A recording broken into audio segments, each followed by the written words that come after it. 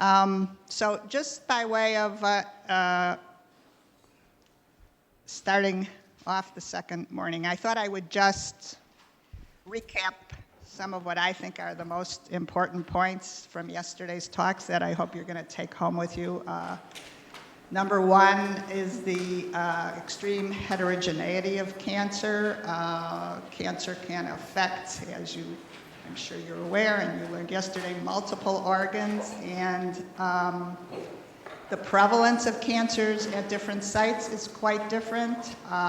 For example, prostate and breast cancer are very common. Pancreatic cancer is quite rare. They have very different courses, clinical courses. As Dr. Lick mentioned yesterday, many people with prostate cancer die without the tumors ever bothering them. On the other hand, pancreatic cancer is almost invariably lethal. People live maybe 6 months to a year at the most, despite efforts to treat them. So actually, the same tumor in different patients is often a very, very different in terms of its course and its molecular composition.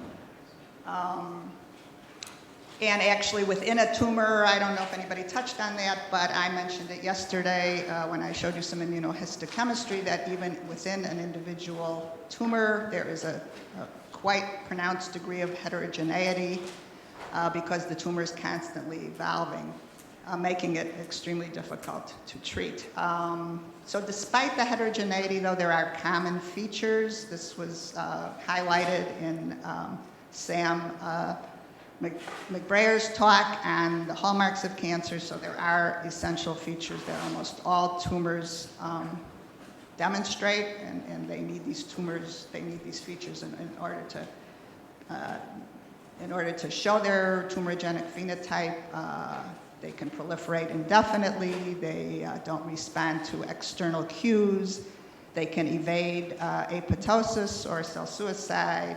They can metastasize. They can induce blood supply, which they need in order to grow to a certain size.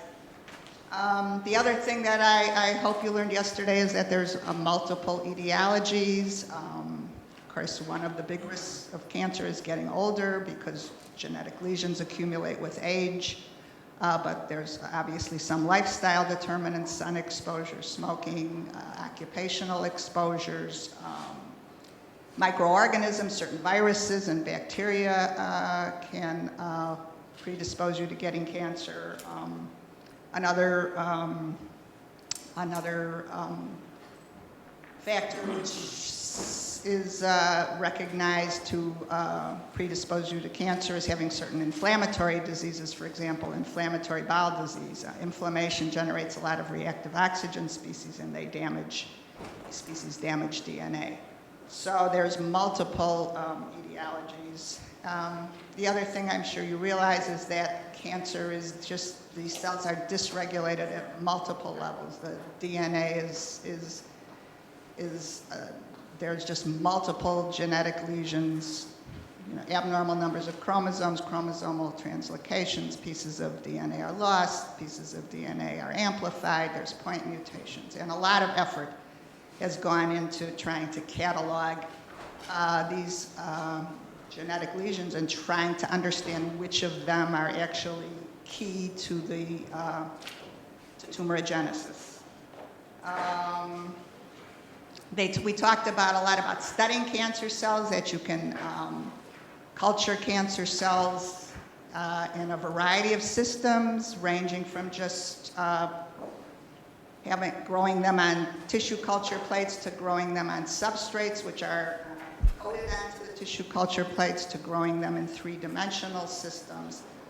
And the behavior of cultured tumor cells is very influenced by its environment. This is true in vitro, and it's absolutely true in vivo. Certainly one of the kind of seminal ideas in cancer biology is the idea that there's interplay between the tumor cells and the cells of the host, and that is absolutely critical to the way that the tumor cells behave. Also, animal models are extremely important in cancer research. There's a variety of animal models that are used. In some cases, you can just take human cancer cells and put them into immunocompromised mice.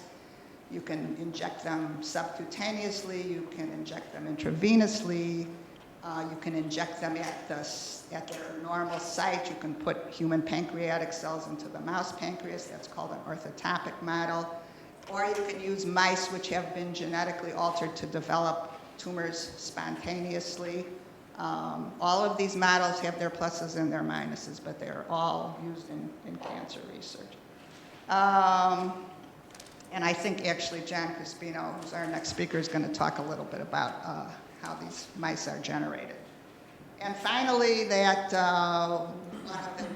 one of the widely used tools in cancer research is manipulation of gene expression in cancer cells. So if we have candidate genes that we think are promoting tumorigenesis or important in the tumorigenic process or that are inhibiting tumorigenesis, we have ways to manipulate gene expression by introducing cloned DNA or by knocking down the expression of endogenous genes by using something called RNAi. And then there's just a host of in vitro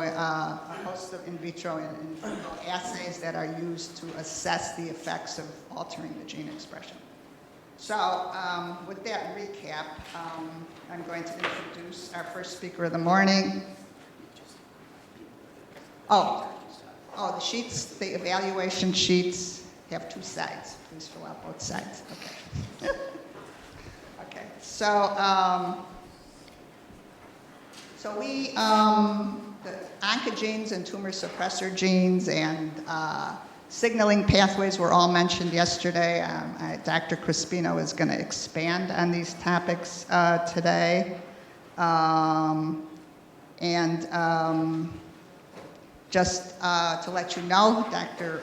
Crispino is a member of the PSOC. He works on two of the projects. He's a professor of hematology oncology at the Feinberg School of Medicine, and he directs a laboratory devoted to the study of transcriptional regulation that governs blood cell development, both normal and malignant. So, Dr. Crispino.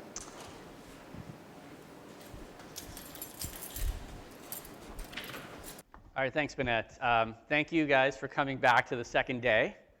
I heard yesterday was great. A little long, I suppose. And I have to apologize up front because I'll probably cover some of what you heard yesterday. But I think it may be important to reinforce some of these concepts to you. And as Bennett mentioned, I'm interested in she didn't mention, I'm interested in blood development. And yeah, I study transcription factors. But what we've learned about blood development is that in healthy people, of course, in normal, obviously in your body, you constantly regenerate all your blood cells daily. So you need red blood cells. They don't live very long. They live a few days. You need to make new ones. So your stem cells, your blood stem cells constantly are dividing and proliferating, giving rise to descendant cells that then eventually give rise to red blood cells. But your stem cells keep proliferating, and over time they can acquire genetic mutations just because they are they're under quite a lot of stress, and just the process of cell division and aging. Eventually, the machinery can break down, and you can acquire a mutation. The mutation might be silent, may not do anything. Alternatively, the mutation might be a predisposing mutation. It might be the first event in a long series of genetic changes that lead to development of a blood cancer. And so what we've learned from my laboratory and other laboratories is that oftentimes in blood cancers, the genes that become mutated that cause the eventual leukemia are the same genes that are normally responsible for developing your blood cells.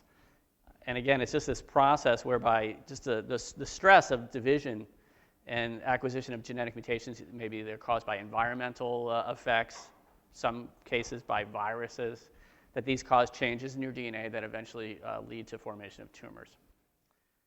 So before I talk about oncogenes and tumor suppressors, I guess I just want to open it up and ask if there's anybody have a burning question from yesterday? Something that you heard from someone that you just don't understand, or it just didn't make any sense, or you want clarification, it'd be a good test to see if I actually really know cancer biology. If I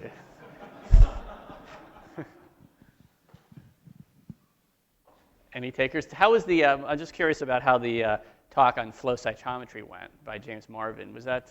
I thought that you might be more interested in the mechanics of the flow cytometer as opposed to the applications. But that was that a good talk? Was that informative? Okay. Hardcore technical, yeah. Well, I guess I told James that I thought you guys would appreciate that part of it. Flow cytometry is a crucial assay that helps us understand the types of cells, for example, that are generated. What I want to do for the first part of this talk today is take you back, we're going to go back about 100 years to ask the question, well, what causes cancer? So of course back then we knew that people would develop tumors and that tumors are not a good thing. But where did tumors come from? And back 100 years ago, there was a lot of interest and excitement about infectious diseases. How do people get sick? Certainly we know that there are plenty of viruses and bacteria that get transmitted from person to person that cause illnesses. So the question was, is cancer one of these diseases? Can cancer be transmitted from one individual to another? And it's easy to look back now and say, well, sure, we know a lot more now about cancer than we did then. But back then, it was a fair enough question. And it really led to these early studies that showed, again, I'll show you these data, that showed that some viruses could, in fact, cause cancer, suggested that maybe cancer was something that could be transmitted between people. But it opened the doors to us to really understanding the molecular biology of cancer. Of course, we didn't understand about DNA until the mid-1950s. But even 50 years earlier, we still were able to show that cancer does have some genetic or heritable traits. But here's a very simple depiction. So maybe John Lick touched on this to you yesterday. What we want to understand in cancer biology is how you go from normal cells to cancer cells. And there's really two crucial events, I'd say two processes. These normal cells have to undergo abnormal proliferation. You need some change that drives excessive growth of these cells. But that's not really enough because we have mechanisms in our body, in cells, to fight that. And that's usually by causing apoptosis.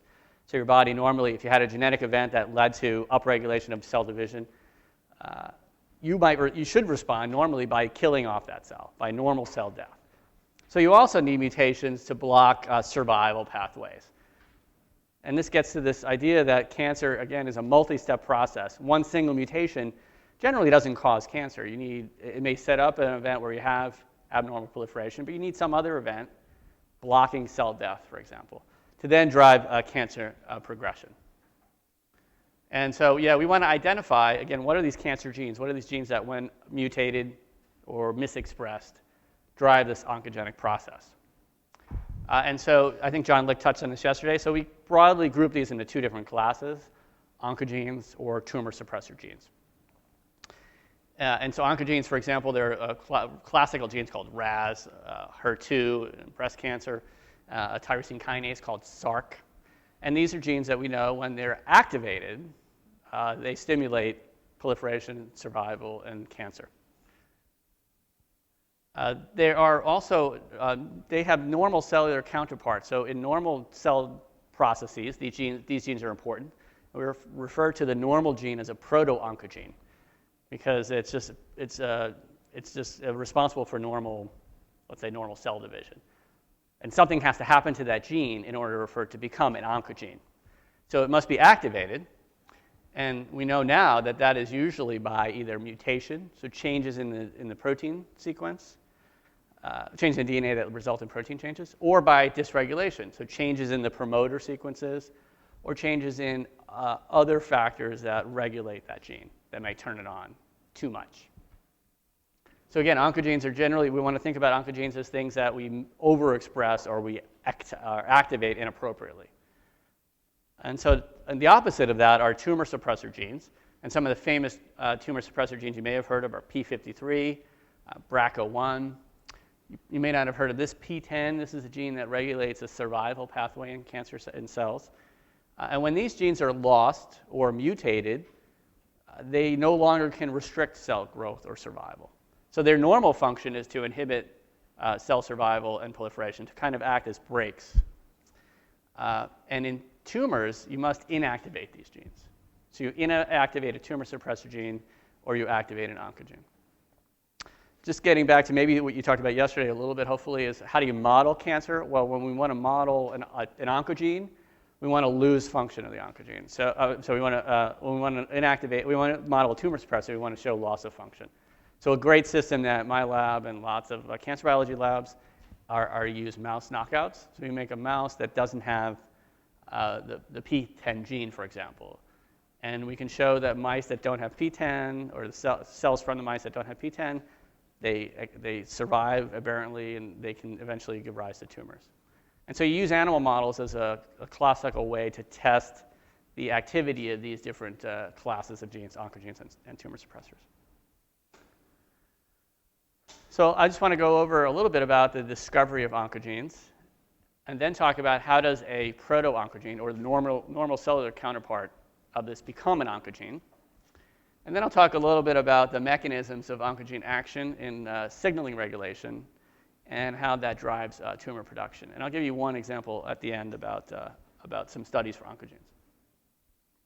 So here's the classic 1911 discovery by Peyton Rous, who discovered Rous sarcoma virus, RSV. And these are the experiments that he performed. So again, we're talking 100 years ago. This is the status of science back then. So we knew that animals, of course, could get tumors. And he was studying chickens and birds that had sarcomas, so soft tissue tumors. And these are in breast muscle. So here's a chicken with this tumor. And of course, he and others previously had showed if you take that tumor out of the chicken, disaggregate the tumor in a lab, and got cells, and then injected those cells into another chicken, you could induce a tumor. So we know that the cells themselves have the ability to give rise to another tumor in a recipient chicken. But we want to know, well, what is it about the cells? Is it the cells themselves, or is it some virus in the cells, or some bacteria in the chicken that causes this tumor? So what he did was he took this sarcoma and he broke it up into small chunks of tissue, and then he used, I guess it was a long time ago, used sand to grind up these tissues into finer particles, I suppose. And then he passed this over a fine pore filter, collected the filtrate that was generated by grinding these up with a liquid. And so you take this filtrate. So back then, they were using these filters to separate bacteria and viruses. So the viruses can flow through the filter, but the bacteria will stick on the filter. And again, I mentioned earlier that back then we were thinking a lot about infectious diseases. And this is a standard technology to separate viruses to ask, does a virus cause a particular disease? So then you take this filtrate and inject it into young chickens, and he found, in fact, that yes, that filtrate, or presumably the viruses in that, had the ability to induce a sarcoma or a tumor in a recipient chicken. So now, of course, we don't use chickens, we use mice for our experiments. I think Jennifer Kablinski talked about that yesterday. But this is the first demonstration of an oncogenic virus. So this is a virus that can cause cancer. And again, it's called the Rous sarcoma virus. So the virus doesn't go, so if you put two chickens in, and they live together, the virus doesn't go from one chicken to the other. It's not a communicable disease. But the virus has the activity or the ability to induce a tumor in another animal when it's introduced properly. And years later, the gene in the virus that caused the tumor was identified. And I'll tell you how in a minute. And that's called v-sarc. So the V stands for viral. And sarc is the name of this gene. This is a tyrosine kinase. It's a kinase. And c-sarc is the cellular counterpart of that kinase. And it was responsible for the oncogenic activity of this virus, the Rous sarcoma virus. So there are quite a few oncogenes that are associated with viruses. And so that just opened the floodgates for people to start asking, well, what are some other viruses that might cause tumors in recipients? And so actually one thing that I thought was pretty interesting from this figure is you note there's so many studies that were done with chickens. I guess back then they were the optimal species to looking at viruses. But eventually we came down to mouse.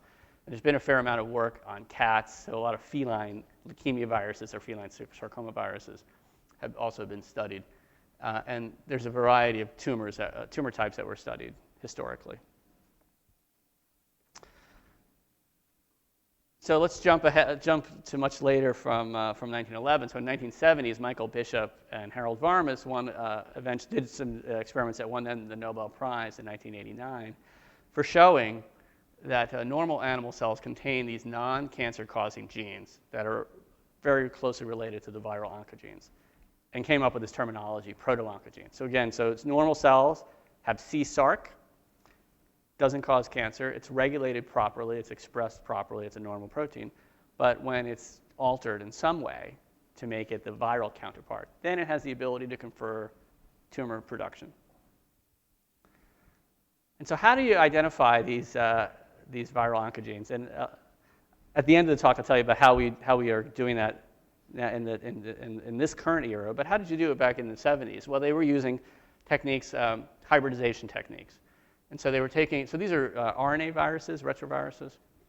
So you take the genomic RNA from the virus, and then you hybridize, you can make that into cDNA, and you can use this for standard molecular biology to identify genes that are different between different viruses. So they were studying two different types. One are the wild-type viruses that have the ability to cause the transformation. So viruses that they've isolated, inject into a chicken, and causes a tumor. Separate from that, you take viruses that no longer can cause tumors in the animal. We call these transformation defective viruses. So they're deleted or deficient in the nucleotide sequences that cause the oncogenesis.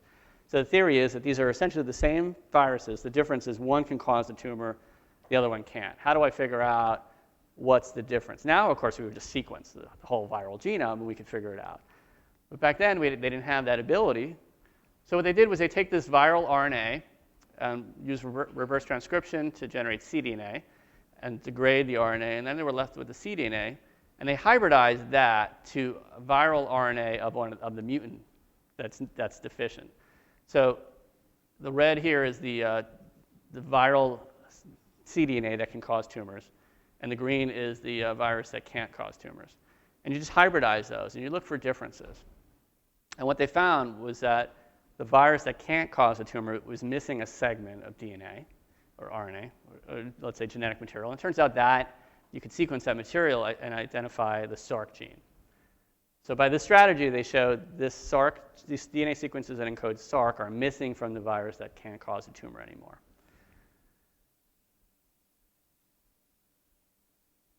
So how did this virus, RSV, acquire the sarc gene and become a tumor-causing virus as opposed to something else? So the ALV is the avian leukosis virus. So it's a virus that causes a disease in chickens but can't cause a tumor. And so the theory is what happens with retroviruses is that they infect cells and they undergo reverse transcription to make this double-stranded DNA provirus. And this can integrate then into the host genome. So the virus goes into a cell, releases this RNA, becomes double-stranded DNA, and integrates into the genome of the host. And if it just so happens to integrate in a place upstream of an oncogene, or a proto-oncogene, it can then end up leading to expression of a fusion between the provirus and this cellular gene, so c-sarc. So what you have then is a new virus that's generated that has this cellular form of sarc, but now it's altered in some way, it's viral sarc. The alteration here is likely just the misexpression of it. So now you have a viral copy of it, and so you're producing huge amounts of the protein. Okay, so what else do we know? So then in the early 1980s, there's more studies on this. So we demonstrated that there's a variety of human tumor cells that contain oncogenes that can transform normal human cells in culture to make those cancer cells. And we know that most human and animal oncogenes are mutated forms of these cellular genes. Again, as I'm hammering home this point that the proto-oncogene is the normal counterpart and the oncogene is the mutant version. And so we call these, so again, v-onc is the viral oncogene and the c-onc is the cellular protogene. And I don't know if I guess hopefully someone talked to you about this yesterday, right? So here's an assay for this. How would you check whether this is happening? If you don't want to use chickens, you don't want to use mice, I just want to use a cell-based assay, something a lot simpler.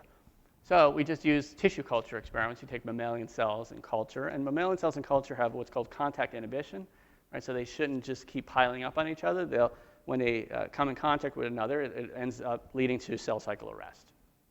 But in the presence of an oncogene, these cells bypass that checkpoint and end up forming what's called a focus and foci. So if you take a cell monolayer and infect it with this RSV particle, these cells then take up this virus and eventually take up this v-sarc, and the cells just proliferate excessively. They don't die. They just keep growing in culture. So you get this uncontrolled proliferation. So this is a great assay for tumor-causing genes. So if now we say, well, what other cellular genes cause cancer? We don't want to use this long process of isolating a tumor-causing virus and individually cloning out these genes. Can we do that in a broader fashion? And so, yeah, so in 1979, there's a landmark paper that showed we use basically like a cDNA type of screening system to look for genes that could cause transformation of cells.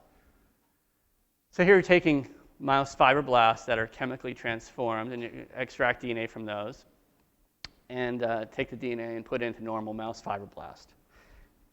And look for, so what we're doing here is we're looking for, so I should back up, I guess. So we're mutagenizing these fibroblasts with chemicals to cause mutations. And then we're taking the DNA from those mutant cells and putting them into normal fibroblasts, and now asking, can we transfer an oncogenic phenotype into these recipient cells? And if we can, let's isolate the DNA sequence that's responsible for the change. So you put these into normal mouse fibroblasts, and you let it grow to form a foci. And you collect these foci.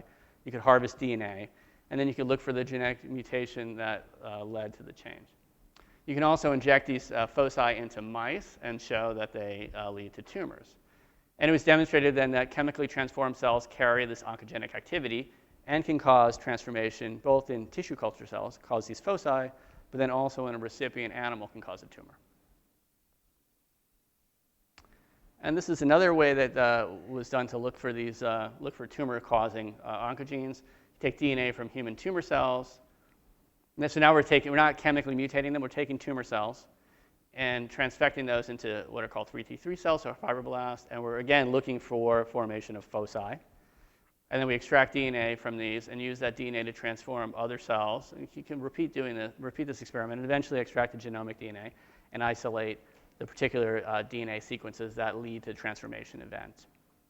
And an interesting way that was used to do this also is taking advantage of the differences between mice and humans. I don't know if Bento talked about ALU sequences. These are repeats that are present in human cells, but not so much in mouse cells. So you take a human DNA, introduce that into a bacteriophage, plate these phage on E. coli, and which then get on filter paper the DNA, and you can use the ALU probes to look for human-specific sequences. And the idea here is that if there's a tumor here, a human gene that causes a tumor, it's going to be near ALU sequences, and it's going to be able to result it's going to be, you can detect it by using probes for ALU. So you're bypassing all the mouse genomic sequences and just picking out the human sequences. Just an easy way to look for human sequences in a backdrop of millions of base pairs of mouse DNA. And so you can then clone out, identify the human gene that was associated with the tumor development. So we also know that oncogenes then are therefore dominant. So they're gain of function. They're activated and they cause tumors. And the majority of these are either mutated, so they have point mutations, or they're activated in their expression. So occasionally these genes are overexpressed or modified in tumors. And so how do you convert a proto-oncogene to an oncogene? How do you take a normal cell? So in a healthy human, let's say we're not being infected by viruses, but at some point our normal cells become oncogenic. Somehow we acquire a genetic change that causes this tumor. So there's several different ways to do this. The easiest, I think, conceptually is just a point mutation. So let's say you have a deletion or a point mutation in a gene that makes the protein become hyperactive. So a great example for this are genes that are involved in signal transduction. And at the end, I'll show you a specific example. These genes are normally regulated by, let's say, protein-protein interactions. They might bind another protein that keeps it inactive. And that protein-protein interaction requires a few different residues for optimal binding affinity. And in the kinase acquires a point mutation that changes the residue. So now this protein that binds that normally restricts its activity can't bind anymore. So then you have a hyperactive form of this kinase. So just one single base pair change prevents the binding to another factor and results in hyperactivation of the kinase. So that's a fairly frequent event in tumors. Another way to get an oncogene is by gene amplification. So the whole gene is amplified in the tumor cell. So instead of having 2 copies, you might have 4 or 10 or multiple copies. And what does that do? Well, it leads to upregulation, increased expression of that gene. And that doesn't always result in hyperactivity of the protein, but it often does. And then another way, I don't know if anybody talked yesterday about chromosomal translocations or rearrangements, a little bit. So certainly in leukemias, and even in solid tumors now, we realize that there's quite a bit of shifting among DNA, resulting in chromosomal translocations. And in some cases, you might have just changes by the location of the gene. So the gene might move to another part of the chromosomes where there's active transcription. So it might just be upregulated. So that normal gene might be overproduced because it's near some other regulatory factors. You can also have translocations that result in a fusion protein. And I'll show you an example of the classical Bcr-Abl fusion protein in a minute, where the protein now, you have 2 different genes that are merged together, different domains of the protein are put together, and it results in some hyperactive activity. So here's another example. So for point mutations, this is what I was getting to before, I guess. So Ras, so signaling pathway protein, so a single amino acid change in the Ras protein leads to constitutive activation of the pathway, even in the absence of growth factors. So normally, for growth, you require this mitogen signaling to activate Ras to then lead to proliferation. And in cases where Ras is mutated, it might be hyperactive by acquiring a point mutation. And so Ras signaling then is constitutive. It doesn't depend on this growth factor anymore. Now it can just, it's constantly activated, constantly stimulated. And what does that do? Well, it eventually leads to upregulation of here MAP kinase signaling, and that leads to changes in transcription factors in a nucleus, and then leads to upregulation here, a classical tumor oncogene MYC. Did you guys talk about MYC yesterday at all? So MYC, c-MYC is a cellular protein, and the MYC, it's a transcription factor. It's very important in proliferation of cells, also has some other activities. And it's very highly overexpressed in lots of different tumors. So gene amplification I mentioned is when you have several copies of a gene. So here's the MYC gene again. And generally, what you're looking at here is a chromosome spread, and you could hybridize with markers to find these genes. So for example, here we're looking for the MYC gene. And you see this chromosome here, there's this huge yellow patch. That's representative of many, many, many copies of MYC that have been amplified in this tumor. So you have, I don't even know how many copies, dozens of copies of the MYC gene here. And just you can imagine leading to dramatic upregulation of expression of MYC, driving cellular proliferation in tumors. And then here's the example for translocations. So this is when part of one chromosome is exchanged with part of another. And this can either affect expression of the protein or activity of the protein. So here's an example of a translocation between chromosome 4 and 20. You can exchange, you get a reciprocal translocation, so you have a derivative of chromosome 4 here that has a distal end of chromosome 20. And then the reciprocal is part of chromosome 20 with a large region of chromosome 4.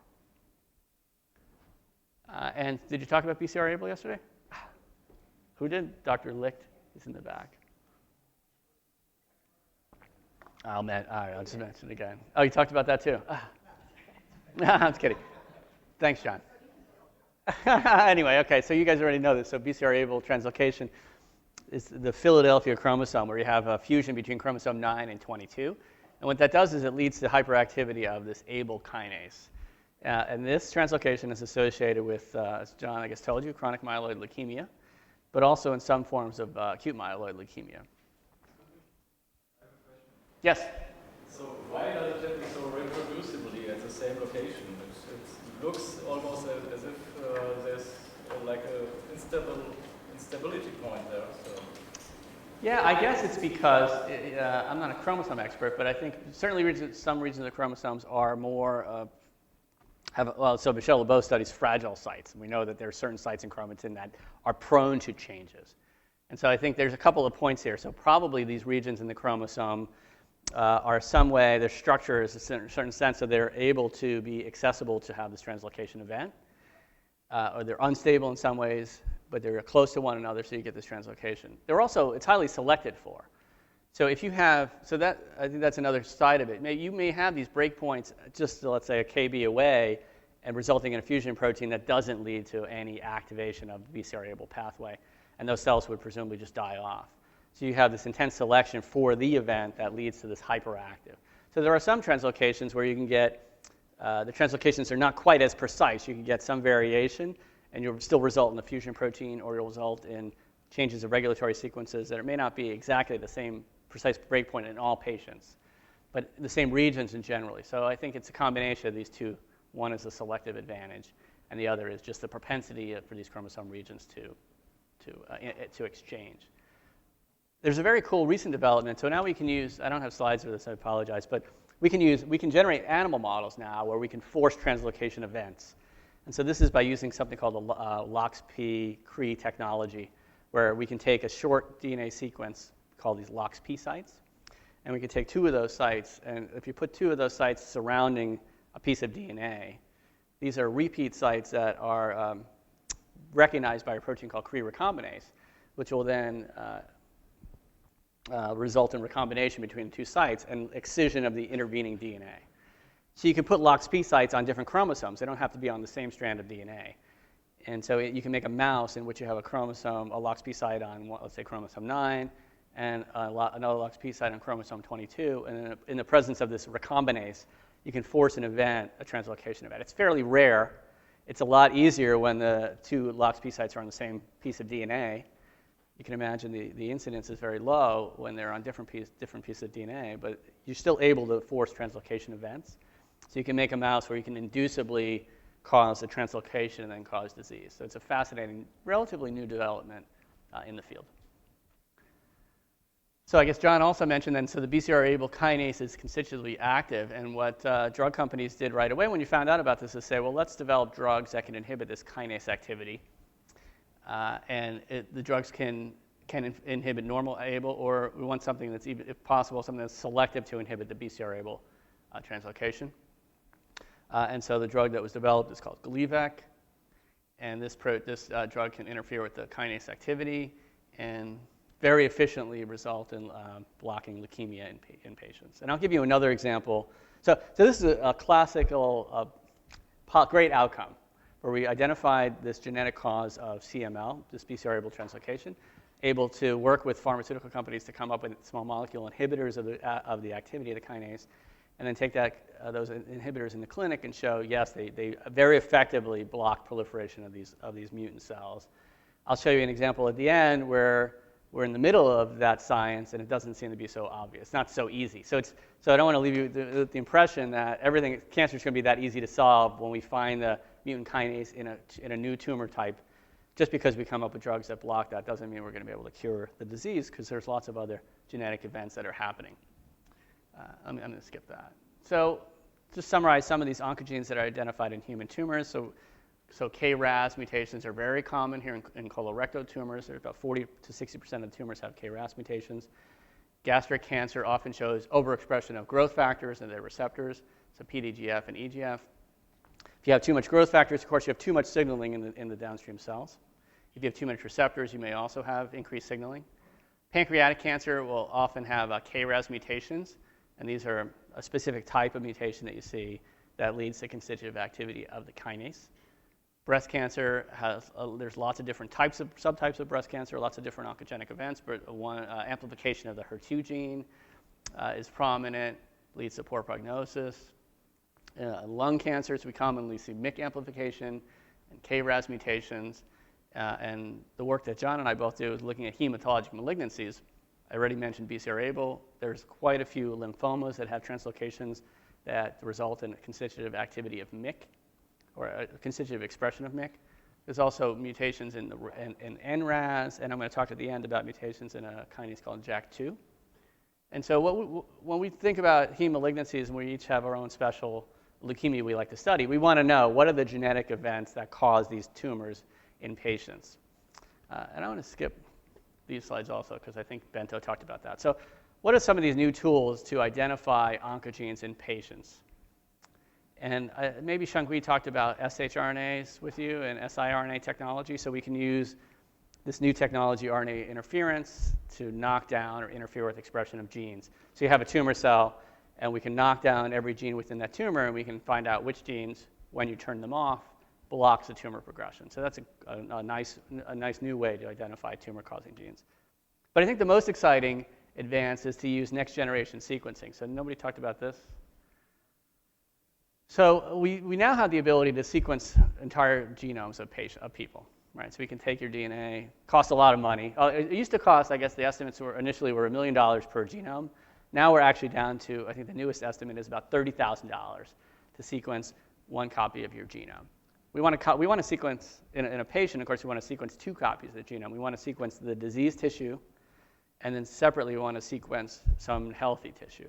Because we're looking for 2 things. We're looking for changes in you that are different from other people's DNA, but then and those would be then inherited mutations that you have that might predispose you to a tumor.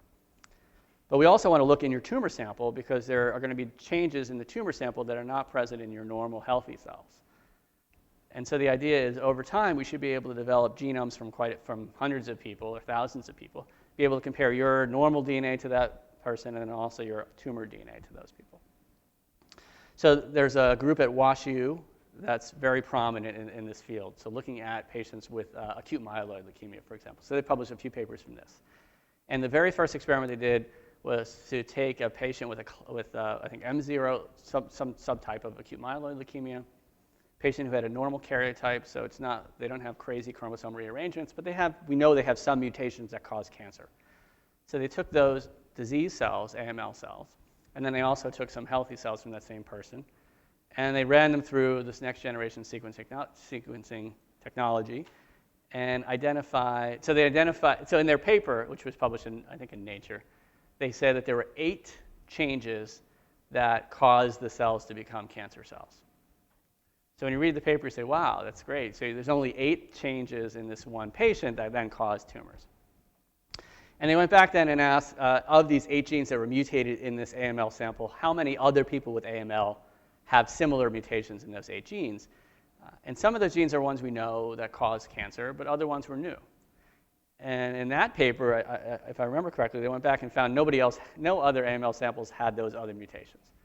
So the question is, these 8 genes you identified, these 8 new genes, are they tumor-causing genes, or are they ones that just happen to occur after the tumor developed? Because you imagine you have genetic changes that cause the tumors, but then once you have a tumor proliferating, it's going to acquire other mutations, but those changes may not be important in the process, may not be necessary for the tumor. So we still have the challenge to identify which of these 8 genes is causing cancer. So after you read that paper, you think to yourself, this is great. Right? I have, my lab studies something called megakaryocytic leukemia. We have about 20 samples in the freezer. Let's sequence these. Now, again, it's only $30,000. It's not $1 million to do it. So we'll sequence 10 of these patient samples, and we'll hopefully find that each patient has 6 to 10 mutations, and we can figure out which ones are important. But then when you drill down and you learn more about this process, you realize it's nowhere near that simple. And this is where we need your help. And we need informatics support. Because when you sequence these genomes, what you find is, and I'm estimating now, but there's about 200,000 changes in the tumor sample compared to the normal sample from the same person. It's not 8, it's hundreds of thousands of these changes. So how do you go from finding 200,000 changes in the genome to publishing that there's only 8 that are important? Well, what they do is they use these algorithms that estimate the probability of these changes being important in the tumor process. And so some of the things they do, the first thing you do is, of these 200,000 changes, how many of those are polymorphisms? How many of those are changes that you see just in normal human development? Maybe Bento talked about polymorphisms. Just in random changes amongst people, 100,000 of those might be things that you just normally see differences. Some of them may still be important in the disease, but let's eliminate those for simplicity. So maybe we're down to 90,000. And so how do you go from those to the 8 or 10 that are really important? And again, I don't know all the nuances to it, but one way that you do it is by saying, well, in AML cells, we know that they have a certain expression profile. We know that they express certain sets of signaling pathways, or they have certain transcription factors. So you can use the information that you know about gene networks to say, which of the 100,000 genes are changed play a role in these normal networks that regulate cell proliferation and cell survival. And you set up these algorithms to tell you which ones have the highest probability of causing cancer because they have the highest association with these oncogenic events. So if you guys are interested in that, I encourage you to start read up on some of these recent papers. And we in Northwestern, we haven't initiated any experiments to start sequencing patient genomes. But there's a guy named Kevin White at University of Chicago who has this Chicago Systems Biology Center. And we took our 10 leukemia samples and gave it to him and said, "Will you figure out what's mutated in these patient samples for us?" And it's not easy, but it is definitely the next wave. So I mentioned 100 years ago we had different technologies. We didn't have molecular biology. 50 years ago we knew about DNA. 20, 30 years ago we used these cDNA phage displays to figure out what gene it is. Now we're going to be just saying, let's just sequence your DNA and figure out what the change is. So let me just end with a current example that both John Licht and I are interested in. Here's a disease. It's called human myeloproliferative disorder. Did John talk about this yesterday? A little bit. So here's a blood disease where you have overproduction of certain kinds of blood cells. So there's one type. It's called polycythemia vera. These are people who make too many red blood cells. This disease it's not cancer because you're not actually causing, it's not a transformation event that you have like where you have a foci formation and a solid tumor. And you don't have tumors here, you just have excessive proliferation. But we consider these to be pre-leukemic because these patients will often develop acute myeloid leukemia as they age. And so there's one disease called polycythemia vera, too many red cells. There's a closely related disease called essential thrombocythemia, just too many platelets in the person. And then there's another subtype, it's called myelofibrosis. This is patients, they have a lot of neutrophils, but they also have what's called fibrosis, so their bone marrow, where you make blood cells, is defective. And so what causes this disease? And so in 2005, there were, I think, 5 different groups that used different kinds of sequencing methods to figure out that this kinase called JAK2 is mutated in these patients. And so they found that about 99% of patients with polycythemia vera have JAK2 mutations. And they all have the exact same mutation. Well, the majority of them have the exact same mutation. It changes a valine to a phenylalanine. And ET patients have about 50% of them have these JAK2 mutations, and about 30 to 50% of myelofibrosis patients. Okay, so again, you got to think about being in the blood cancer field. When you identify a mutation in a kinase like JAK2, you immediately say, this is great. I'm going to find small molecule inhibitors of JAK2, and they're going to be effective against these diseases, just like Gleevec works for Bcr-Abl. Okay, so let me just, before I tell you the results of these clinical trials, let me tell you, show you what's happening here. So in a normal cell type, in A, I hope you can see it in the back, you have these receptors. These are growth factor receptors, or cytokine receptors, that are activated. So when the cytokine binds to the receptor, it activates JAK2. And JAK2 is phosphorylated. And then it leads to phosphorylation of STAT proteins, signal transduction, activation of transcription factors. So these STAT proteins then, when they're phosphorylated, can dimerize and go into the nucleus and then activate downstream genes that are important in proliferation and survival. Normally, this process is shut off when the cytokines no longer bind. And also when cellular proteins, for example, things called SOX or something called LIN, these are suppressors of cytokine signaling. They come in and turn off that signal. So you turn off that faucet and you maintain normal growth. In patients that have JAK2 mutations, so here's the JAK mutation, you don't need the cytokine anymore. So these cells that have the mutation, they don't care what else is in the environment. They're just going to keep growing. It's much like this Rous mutation I mentioned earlier. So you have constitutive activation of JAK2, which leads to constitutive phosphorylation of STAT proteins. So the STAT signal is always on, always goes to the nucleus and turns on, again, genes that activate survival and proliferation. But so here's my 2 minutes about signaling. So you don't activate only the STAT protein pathway. These JAK kinases activate many different pathways in the cell that synergize to cause a tumor. So one of these pathways is the AKT survival pathway. So this activated JAK-STAT turns on, activates PI3 kinase, which leads to phosphorylation of AKT, which results in cell growth, but then also in survival of cells. And then it also can lead to activation of the RAS, MEK, and ERK pathway. So you're just basically turning on all these growth pathways, and these cells just keep proliferating to cause this proliferative disease, and eventually to contribute to a tumor. Okay, so how do you take this discovery we made in the laboratory of a JAK2 mutation to the bedside for a patient. And so if you look back, so again, this was discovered in 2005. And so in the past 5 years, we've done, a lot of people have jumped on the bandwagon and started studying this. And the first thing you can do is work with cell line models. We talked about that, you talked about that yesterday. We can take hematopoietic cell lines and we can introduce this JAK2 mutant. And we can show that now these cells are cytokine independent. They just keep growing in the lab dish. And you can show that they activate these pathways. So you can do Western blots and show that there's a constitutive activation of JAK2, and then the STAT5 is always phosphorylated. You could show it's in the nucleus. You can find evidence for phospho-AKT. And so cell lines are a great model to understand what else is happening in the process. You can also develop animal models. And so I love making animal models. So what you can do here is you can use technology to make a mouse that expresses this mutant JAK2. And you can make it what's called a transgenic, which is just you randomly put in the genome a JAK2 that's mutant, and it's expressed. You can now make it what we call inducible. So you can make the JAK2, you can make a mouse where there's normally there's no JAK2 activated, but you give it some drug that turns on the mutant JAK2.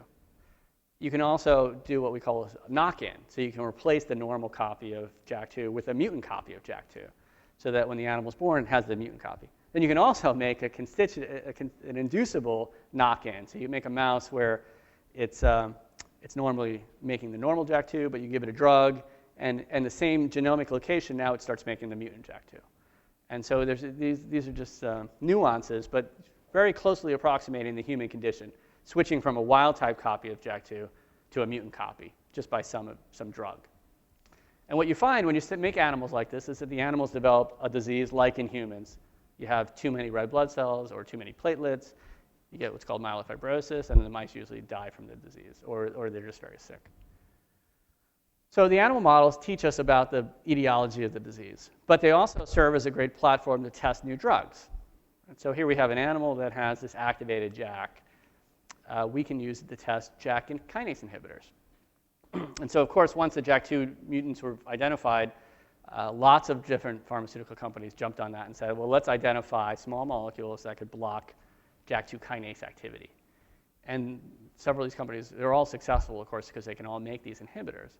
And they test the inhibitors where? Well, first you test them in cell lines. You take a cell line that has a JAK2 mutant, you throw on these inhibitors, and the cells die. That's great. You take the animals that have the activated JAK2 and you feed them these drugs, and you can show that the drugs are very effective. They reduce the activity of the mutant JAK2. The mice appear pretty normal. They tolerate the drug pretty well. There's some side effects, but it cures the disease in the mice. So now you think, great, I've shown the cell lines and I've shown in mice these JAK inhibitors work, and I also know on purified JAK kinase that the inhibitors are selective and work well. The problem is that's not translated immediately to patients. So you go to clinical trials and you give people these JAK2 inhibitors, and there's been a whole plethora of problems. In some cases, horrible side effects, some neurological toxicity with one drug. The drugs that have been tested most recently are very specific. They don't have side effects outside of blood, but in the blood system, they affect normal blood development. So the patients in these trials tend to have anemia or too few platelets. And what's been the fascinating thing about these sets of experiments, so again, if you look at Gleevec, we know it targets Bcr-Abl, and you can show in patients after they're treated with the drug, if you look in their blood cells, you see much less Bcr-Abl mutant cells. With the JAK2 patients, let's say, for example, hypothetically, a patient's 50% of their circulating blood cells have a JAK2 mutation, and they have this disease. You treat them with the JAK2 inhibitors, and the patients seem to be doing much better. They feel better. They have smaller spleens. They're just healthier. But if you sample their blood, you still see 50% of the mutant JAK protein. And so you ask, well, how is this drug working? Is it actually targeting the mutant gene? And what we think is happening is that it's not actually targeting the mutant JAK2. It appears to be targeting JAK1, which is a closely related kinase, which causes inflammation. And when you target JAK1, you reduce the inflammation, which makes the patients feel better, but you still have this mutant JAK2. And so what's happening in these patients is, this is my last slide. What we think is happening is, well, JAK2 is not the only thing, right? JAK2 is not the answer, because it's one of the answers, but it's not the only thing. So I didn't show you this whole slide. I just talked about this disease.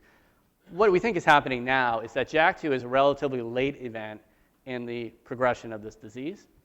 So yeah, all these patients have mutations in JAK2 or a related kind of receptor called MPL. So these patients have that disease, but that's not the only thing they have. We think that there's a pre-JAK2 allele. So there's something else in these patients' hematopoietic stem cells or progenitor cells that's abnormal. At some point in their life, they acquired some mutations in a different gene, which maybe put them at risk to acquire a JAK2 mutation. Or these patients inherited some allele, some change from their parents, that also makes them more susceptible to getting a blood cancer, maybe more susceptible to getting a JAK2 mutation. And so how are we going to figure out what's happening here? Well, I think I guess the best way people are beginning to do is sequencing. So let's get 50 MPD patient samples, and let's just sequence those genomes. We can sequence the MPD sample, and we can also sequence their normal DNA, and figure out, of the 200,000 changes, which are the 10 or 5 or 10 that are more likely to be involved in causing the tumor in these patients.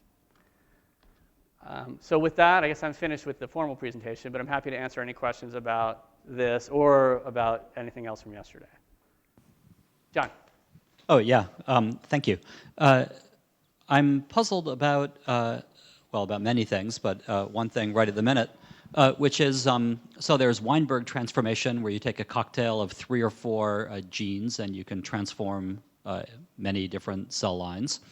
Or you mentioned in the WashU study, maybe there were 8-ish genes that cause one particular cancer.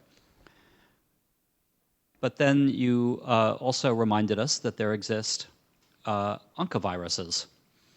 And how can viruses that transduce one gene cause cancer? And so are they causing something that isn't a full-blown clinical cancer? Or is it that when you infect an animal, you have a big reservoir of cells carrying diverse mutations, which together with the one more gene carried by the virus result in cancer? How do I think about that? Excellent question. Yeah, very important. So yeah, we know with Weinberg studies, we can show that you need several oncogenes to transform these cells in telomerase upregulation, for example, right? To transform some of this. I'll have to confess, I'm not an expert in this field, but some of it is that we're looking at different models. We're just looking at cell lines, foci formation. You get this transformation event in culture, and you can transform it into, put it into a chicken, and you can get a tumor to develop. But that's not necessarily the same type of tumor that we're talking about with human diseases. But the other interesting thing about retroviruses, let me just go on a tangent for a minute, something that's fascinating, I think. So are you guys familiar with what's called gene therapy? Have you heard about this? 20 years ago, we thought that gene therapy would be the cure-all. Okay. So here's an example of a disease, SCID. So children are born with failure to make normal immune cells, severe combined immunodeficiency. And these patients have a particular gene that's mutated that blocks production of their normal lymphocytes, and so they don't have protection from diseases. So we know what that gene is, and we can take cells from these children after they're born, take hematopoietic stem cells, and put that gene back. And how do you put it back? Well, gene therapy at that time was using mostly retroviruses. So you take a retrovirus that you've engineered in the lab that has this mutant gene. You correct it. It has the normal gene. You take the cells from the patient, infect them with these retroviruses that have this gene, and now you have hematopoietic stem cells that are corrected from the patient. Put them back in the patient, and this is a study done in France, maybe 10 years ago, I guess. They did, I think that was done on 10 children, approximately 8 to 10 children. So these children actually do very well. They can make normal lymphocytes, and so they have some protection now against diseases or infections. So the gene therapy in that case worked to introduce this new gene and take care and help the patients. Turns out, though, that I think it was 3 of these patients, after a short latency, came down with T-cell leukemia. So what happened there? These patients, when the retrovirus goes into the genome, it's not always silent. It can go into certain sites of the chromosomes that would lead to either overexpression of downstream genes, or it might integrate in a gene and turn off that gene. So viruses can have multiple effects. It's not just the gene they're putting in, but it's by the property of going into something else that affects downstream events. So a retroviral virus is actually 2 events, putting in something and then changing the cellular environment. So what we found out in those patients is that the virus went into upstream of a gene called LMO2, which is a gene that my lab studies. It's a gene that's normally important in making blood cells, and when it's overexpressed, it leads to T-cell leukemia. So in the patients, somehow, either that site on the chromosome is more accessible than others, you get this integration event, and you turn on LMO2, and that's why these children got these tumors. And it was all these children had the integrations at the same site and led to upregulation of LMO2. So when we do experiments with retroviruses, we use retroviruses often as a tool to induce genetic mutations that then cause cancer, and we go back and screen where did the retrovirus integrate, just another way to identify cancer-causing genes. So it could be that in these experiments with the v-sarc, you're getting integration in a region that could also change something that then cooperates to cause the tumor. But it's still less than the 8 or 10. Yeah, well, I would say that the studies, the 8 and 10 that they've identified, that doesn't mean that you need all of those events to cause the tumor. Those are just changes that they find associated with it. And again, some of them might be responsible for initiation of the tumor and maybe not maintenance. Other ones are required for maintenance of the tumor, or other ones are just carriers that just happen to occur. I don't know, John, do you remember what's the most recent from Vogelstein about how many genes you need? There's a lot of data coming out. There's a portal at the Memorial Sloan Kettering for brain tumors, particularly. I think brain and prostate. This is part of the cancer gene anatomy program or something where there's resequencing genomes of rotting solid tumors. Leukemia. The leukemia is being done by WashU and St. Jude. I think they're going to do about 100 or so, right? Again, they find 15 to 30 mutations.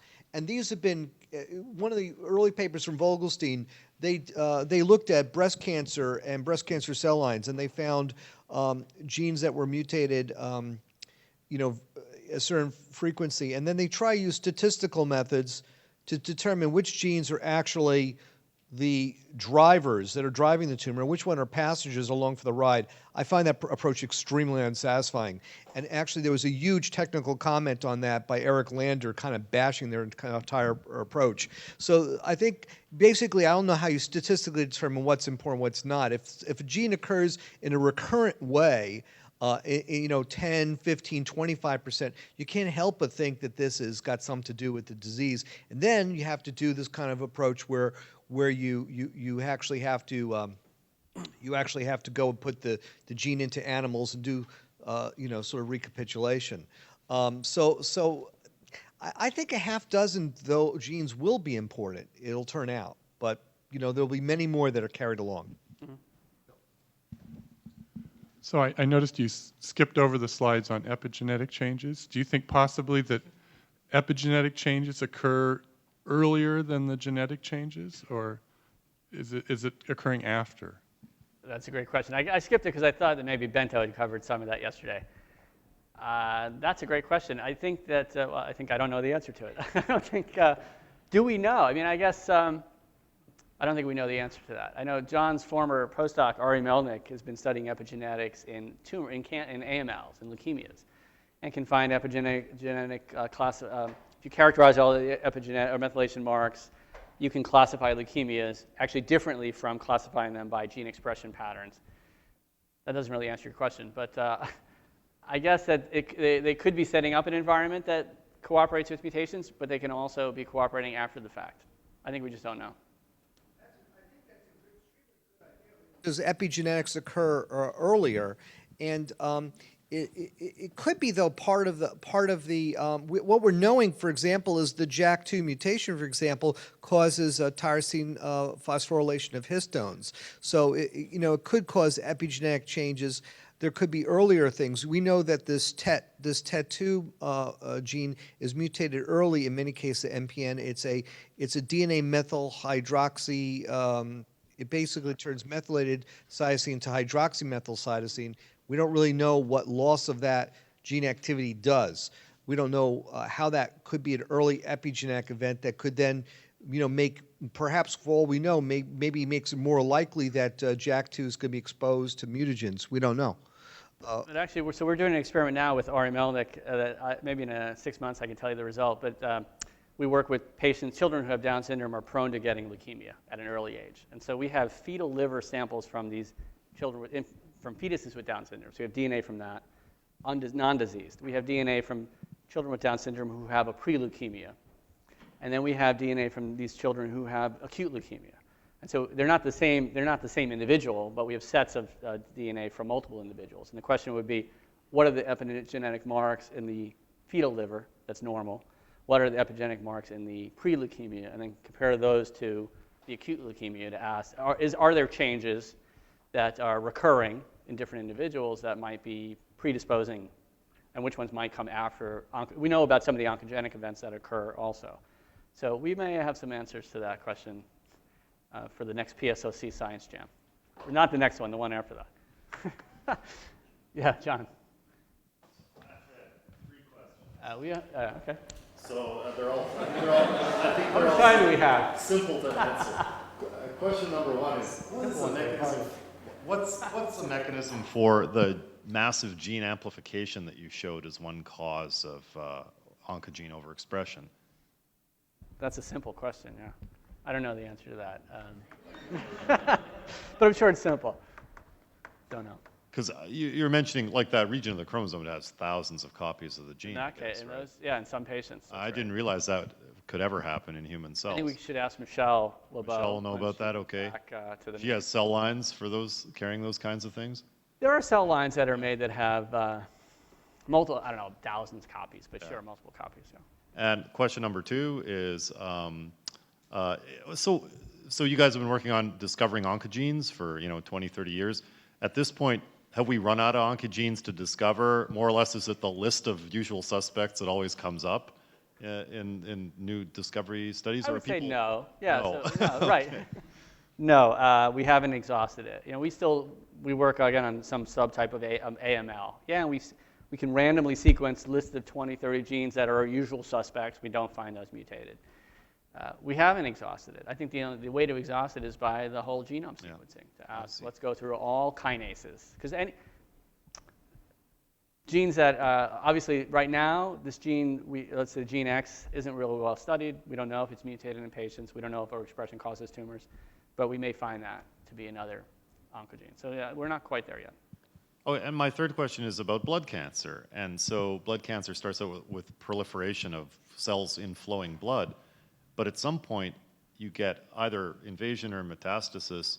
And how does that occur? The cells start to stick to the walls of the blood vessels? Yeah, or what usually goes on? the cancers you see are mostly in bone marrow. They're not in the mature or circulating cells. So they would be in bone marrow or the thymus or the spleen, sites where you have the precursor cells. Most of the circulating cells are post-differentiated. So they're circulating, but they're not going to live very long. They generally won't get the mutations and cause tumors. Okay, I think we have a break for 5 minutes now. Okay.